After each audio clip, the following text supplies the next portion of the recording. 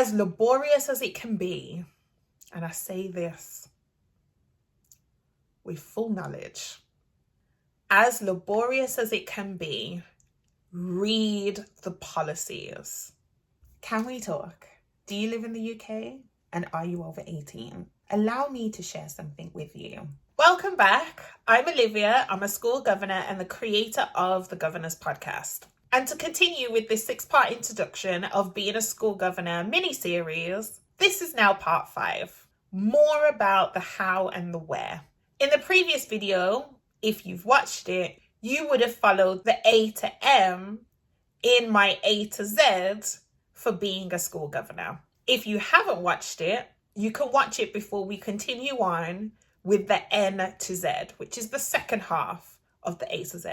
Now, N is about the Nolan Principles, the Nolan Principles of public life. This applies to anyone in governance, to be honest, not only for those in school governance, but the Nolan Principles are the principles that I learned when I was on my corporate governance training course before I became a school governor.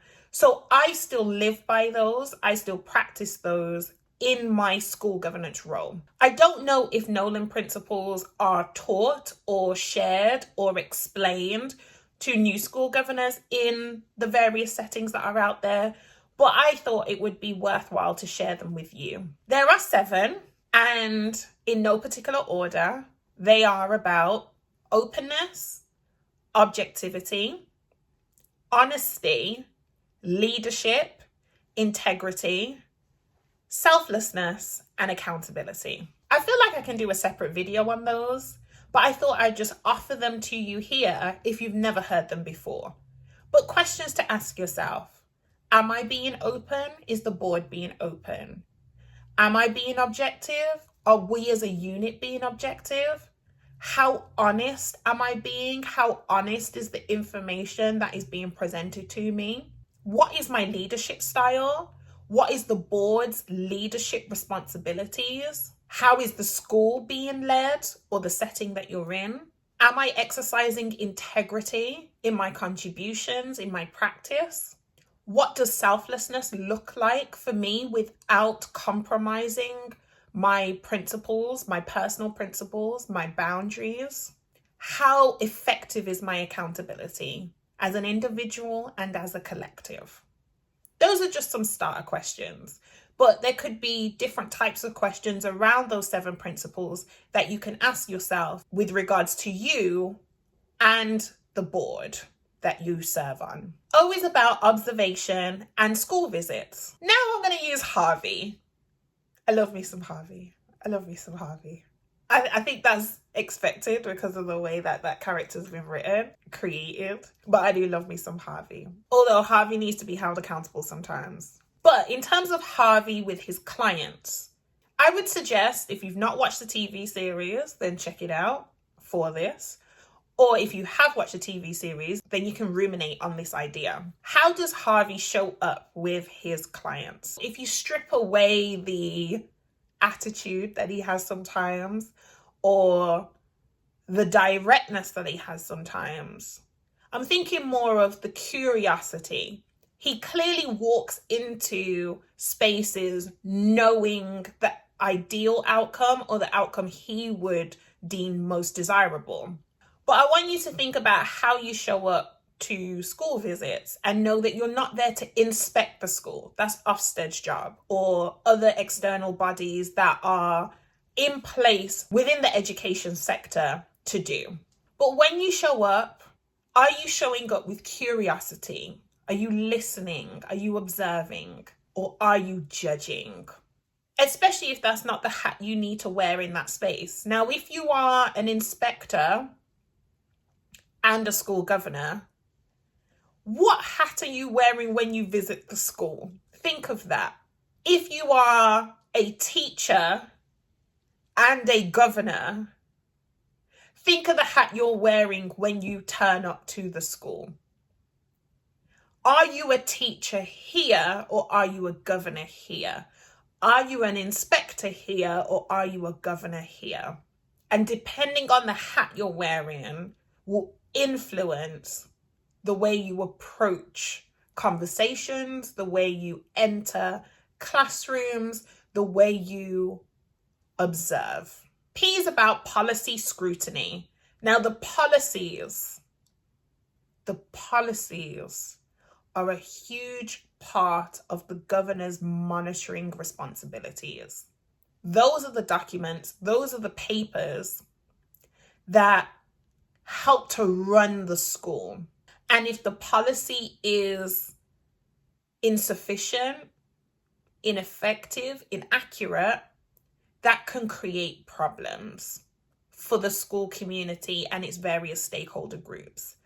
So, as laborious as it can be, and I say this with full knowledge, as laborious as it can be, read the policies.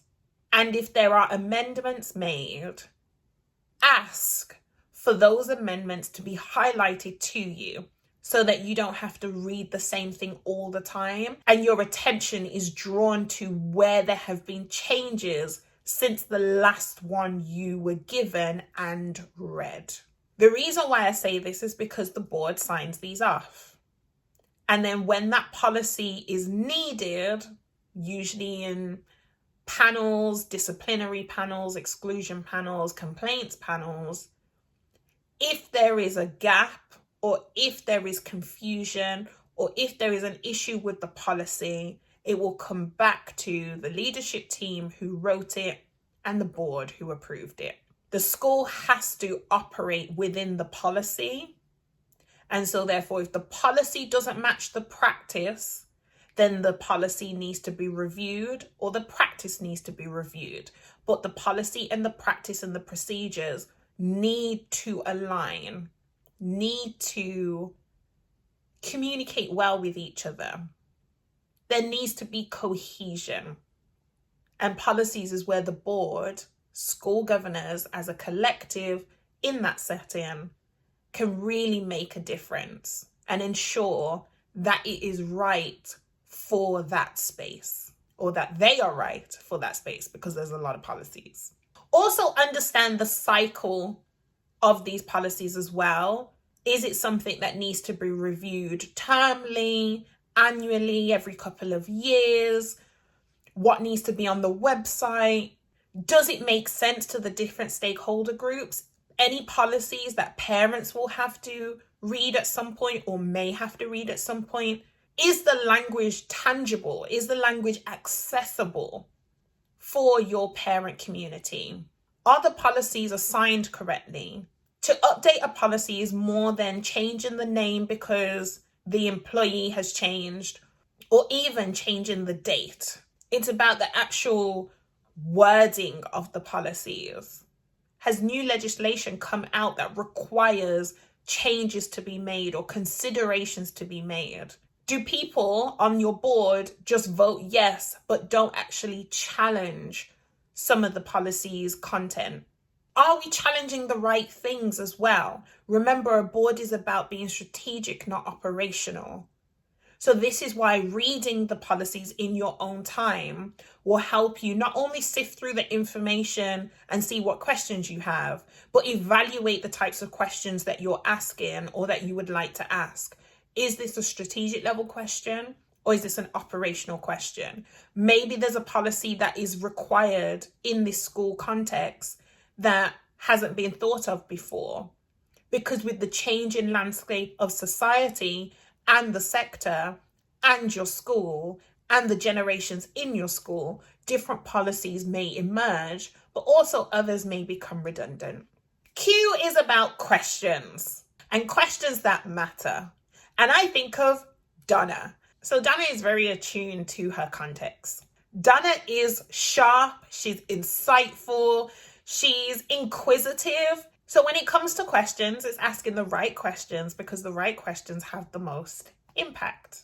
Now, when you're starting out, you may overanalyze what questions you should ask. And I don't really want you to overthink it. Sometimes the simplest question is the best question. It's clarifying some terminology. Because as we know, education or healthcare, they each have their own language beyond the cultural languages. So even within English, education has its own language. So it's actually advisable that you adjust to the space and ask questions that are going to help you understand the context, so that over time, your questioning will evolve. It will transform. It's a journey, like I said, when it came to letter J. R is about roles, responsibilities, relationships, and respect.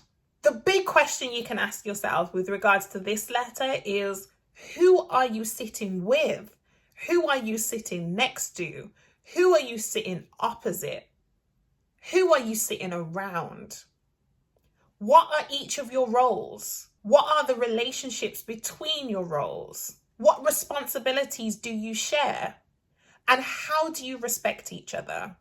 Respect is crucial. Respect is part of the foundation. This is respecting everyone in the room, from your clerk or governance professional to your head teacher, to the other senior leaders of the school who are in that space with you, to the students that you meet and the other members of staff that you meet on visits, to your fellow governors.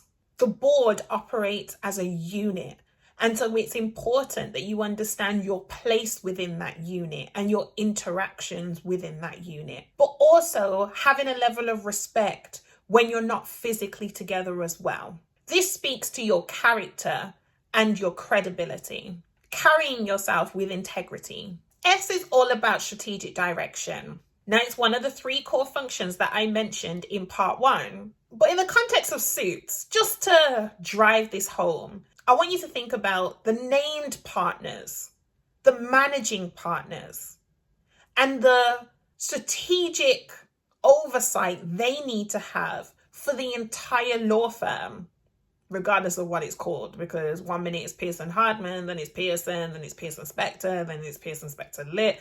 Before that, it's then Pearson Darby, and all these changing names. But that's why I say the named partners, the managing partners, how do they lead that organization? There are some things that Jessica Pearson has to do or has to explain to people in her organization about what the long-term strategy is. Even Harvey, when he's interacting with Mike and teaching Mike about strategy and how the things you do now could have a ripple effect, a domino effect on the outcomes later on. So when you have a vision, you have to think about how you're going to move the school in that direction, move the school towards that vision. This can change when there's a leadership change or a significant change in the dynamic of the sector, of the community, or of the school itself. Strategic direction can also play an influential part when you think of a maintained school versus an academy that's part of a wider multi-academy trust. Does the strategic direction of the trust align with the individual school? Does the strategic direction of the maintained school align with the direction of the sector?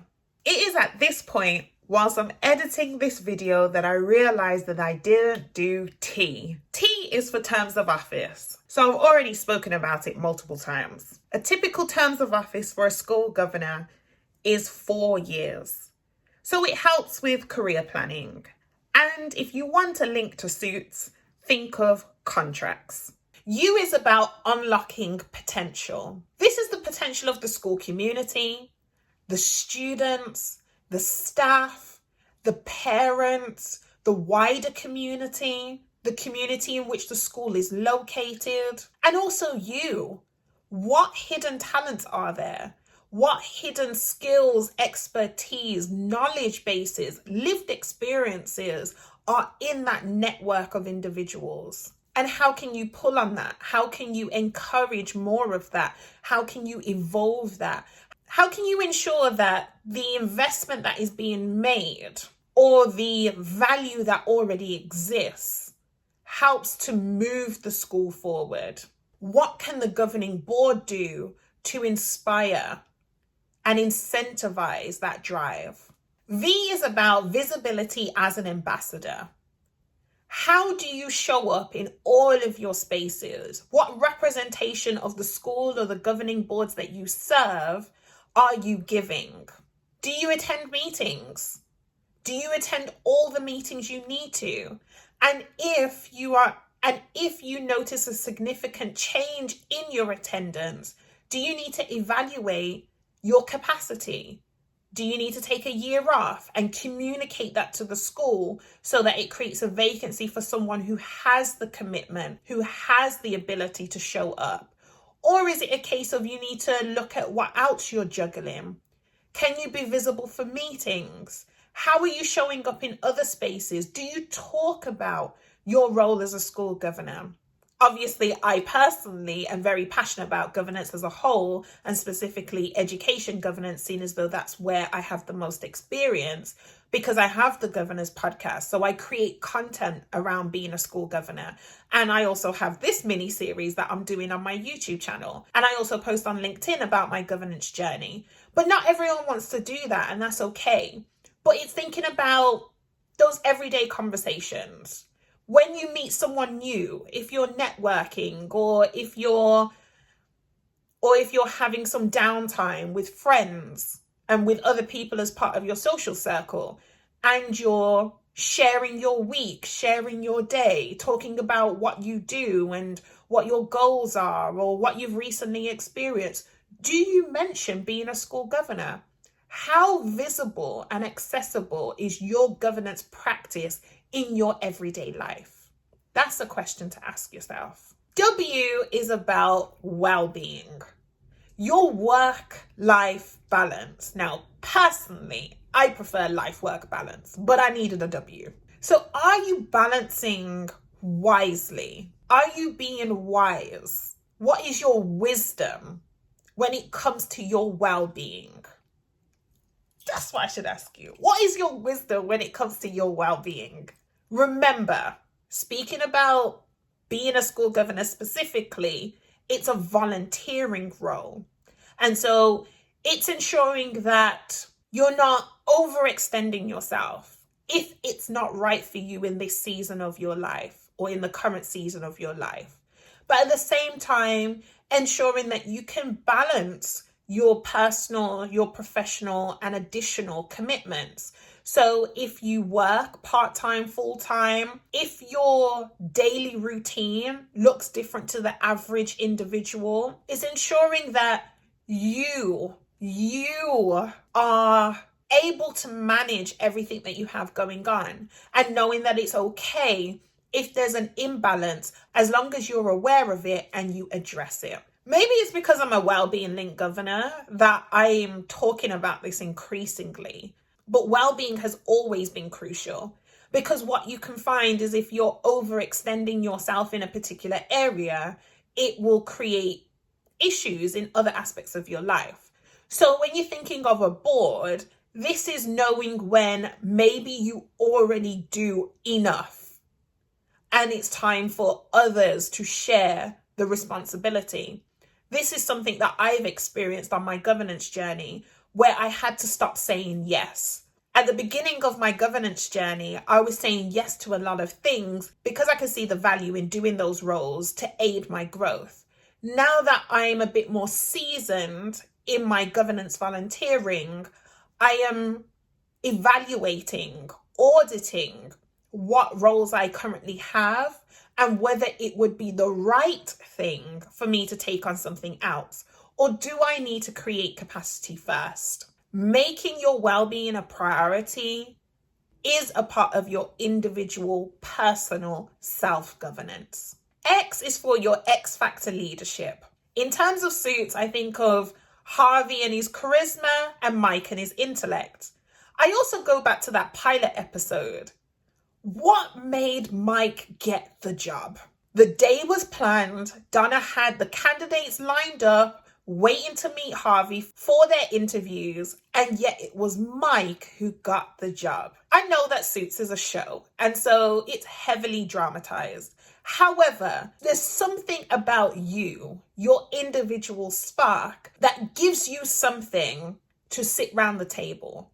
And it's important that you know what that is. It could be something that's within your skill set, within your knowledge, within your lived experience. Why are you there? What is your X factor? And how does it add value to the leadership as a whole? When you know it, the board will feel it. And when the board feels it, the school benefits. And when the school benefits, it shifts the community. Why builds on from that? Why is about your voice and your views. They matter. Think of Suits in terms of how the firm wins cases. Sometimes cases are won in isolation, meaning an individual employee has won a case. But when you really study it, when you really observe, you notice that different people may have had a hand in or contributed to that win. So there may be a single lawyer named on the case, but to actually drive home the win, different people may have got involved along the way. This is what I mean by your voice and your views. I think of Rachel with this point. Rachel, for the first few seasons, was the paralegal. And so she wasn't a named lawyer on any of the cases. But yet it was her ability to research and offer insight and provide an outside of the courtroom perspective that helped different individuals within the firm to win their cases, or at least make progress on their cases. Everyone in the organization has something. Every voice matters. And it's up to the board, the leadership team, to make a collective decision based on those different angles of perspective. And the last one is Z, or Z. Although I don't say Z, I say Z. And this is the Zenith of Impact. This is all about aiming for and reaching the highest point of influence and change. It's thinking, what are you aiming for and how are you getting there? What are you aiming for and how are you getting there? I genuinely believe that boards can have a positive impact on a school community. And when there's a positive impact on the school community, you see an evolution within the community of which that school exists within. There's always room for development. There's always room for improvement. There's always room for growth. What is the ripple effect of your investment? How does your investment multiply? Your investment of your time, your investment of your knowledge, your investment of your skills, your investment of your lived experience, your expertise, your energy, your effort. When I think about the Zenith of Impact for myself, I think about being a student, then becoming a tutor and supporting individual students younger than myself, and then joining a board, going from 1 to 10 to hundreds to thousands. For me, impact looks like being here and doing a mini series to help support other governors out there. People who I may never meet, may never know about, but there could be something that I've planted in them, in you, that then ripples through the work that you do, your practice. There really is no limitation of how far you can reach and what impact you can have. So that's my A to Z in governance, inspired by Suits, put in practice in education in the UK. And I hope it served you. If this is the first one you're watching, then go back to the beginning, to part 1 or to part 4 and see it from A to M first. But I just wanted to provide something that gives you a sense of, where can I begin? So where can you begin? The next set of papers you read, the next meeting you attend, the next visit you do, the next policy you review, the next decision that you make, the next role that you take up, the next term of office that you start, the next term of reference that you read, the next person that you speak to. That's where you begin. And sometimes the next person that you speak to needs to be you. Thank you for watching, and I'll see you in part 6. It was going to be approximately a minute per letter, Right, I need to shake it off from here. Oh, there we go. Yeah, I don't want to flap about too much. 1 minute per letter. My natural animatedness. Smile, Olivia, smile.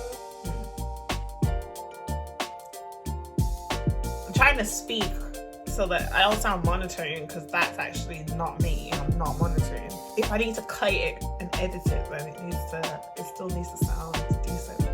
Woo! Got a bit of a headache. 2 parts are being recorded on the same day.